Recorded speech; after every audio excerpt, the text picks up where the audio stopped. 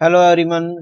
Next हम start करने जा रहे हैं स्टैटिस्टिक्स, जो कि हमारा है chapter number 13। Okay, class 10 maths के अंदर क्या है, चैप्टर नंबर 13, जो क्या है, जिसका नाम क्या है, स्टैटिस्टिक्स, और इसको शॉर्ट में क्या है, स्टैट भी बोल देते हैं। ओके, हम तो फर्स्ट ऑफ ऑल हमारे पास स्टैट होता क्या है। ओके, तो स्टैट क्या होता है, statistics is defined as the science of collection, organisation, presentation, analysis and interpretation of numerical data. यानी क्या है, जो हमारे पास न्यूमेरिकल डाटा होता है उसकी कलेक्शन को या डाटा को क्या है, एक ऑर्गेनाइज किया होता है, एक ऑर्गेनाइज्ड वे में उसको डाटा को कलेक्ट किया होता है।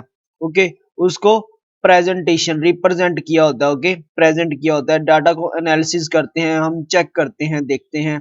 और इंटरप्रिटेशन का भी सेम मीनिंग है कि डाटा को हम क्या है, चेक करते हैं, देखते हैं, इंटरप्रेट करते हैं। ओके, डाटे को। क्लियर। तो यहाँ पे इस चैप्टर के अंदर क्या है, हमने क्या पढ़ना है, सेंटर टेंडेंसीज के बारे में पढ़ना है, जो कि आपके सिलेबस में 3 है।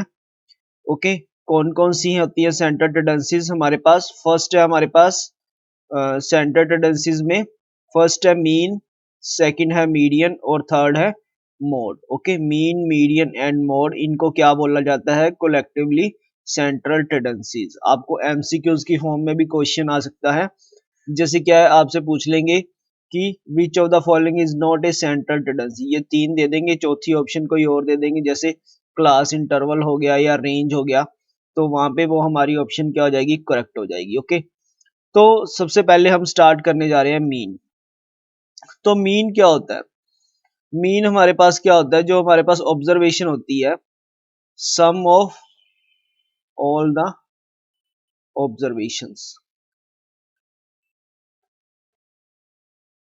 Okay, observations divided by total number of observations, total number of observation.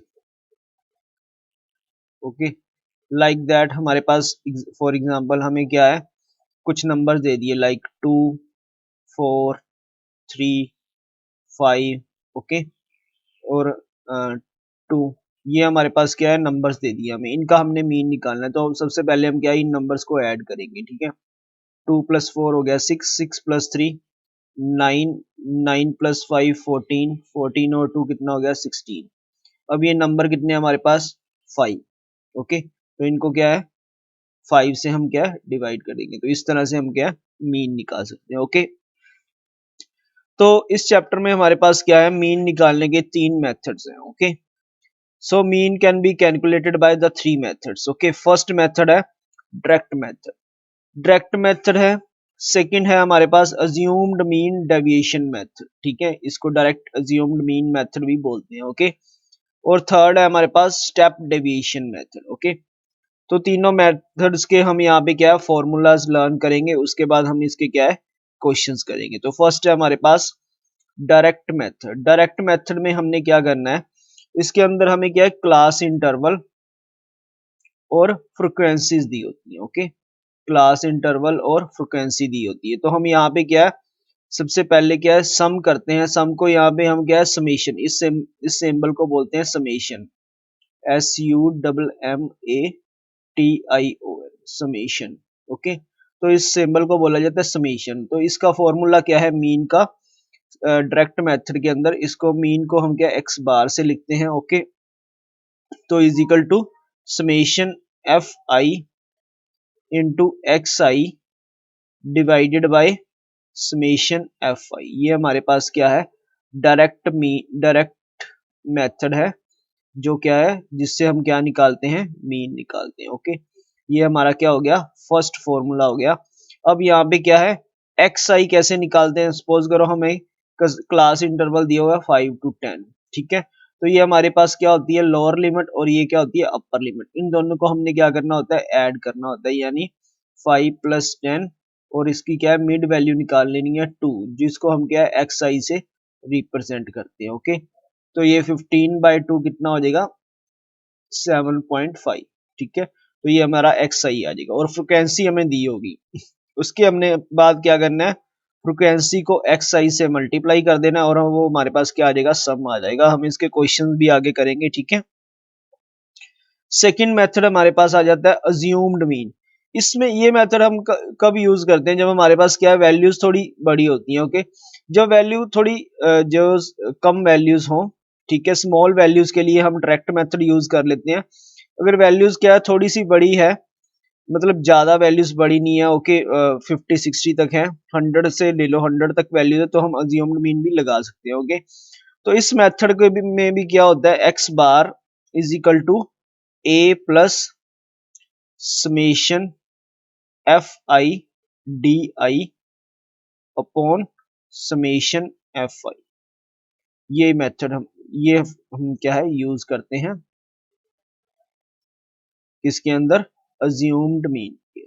Okay, तो एफ आई यहाँ पे हमने पिछले जो डायरेक्ट मेथड था उसमें एक्स आई निकाला था, तो डी आई क्या होता है, डी आई हमारे पास क्या आता है, एक्स आई माइनस ए से, एक्स आई में से हम ये माइनस कर देते हैं ए, जो हमने अज्यूम किया होता है मीन।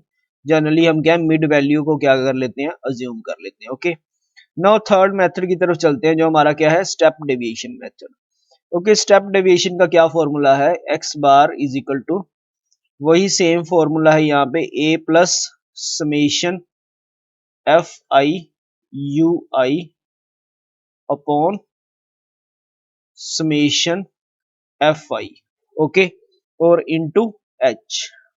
अब एच क्या है, एच क्या है, जिस नंबर से हमने क्या है सभी नंबर्स को डिवाइड किया होता है, तो उसको हम क्या है यहाँ पे एच बोल देते हैं। बाकी क्वेश्चंस के अंदर हम क्या है इसको इम्प्लीमेंट करेंगे, क्वेश्चन सोल्व करेंगे, ये फॉर्मूलाज हम क्या यूज करके। तो अभी हमने ये मेथड्स पढ़े, कौन कौन से मेथड फिर से रिवाइज करेंगे। Direct method, okay, direct method का फॉर्मूला क्या है, X bar is equal to summation F I X I divided by summation F I. Okay, तो मैं थोड़ा इधर दोबारा लिख देता हूँ, ठीक है, summation F I X I upon summation F I, ये क्या है डायरेक्ट मेथड का फॉर्मूला है।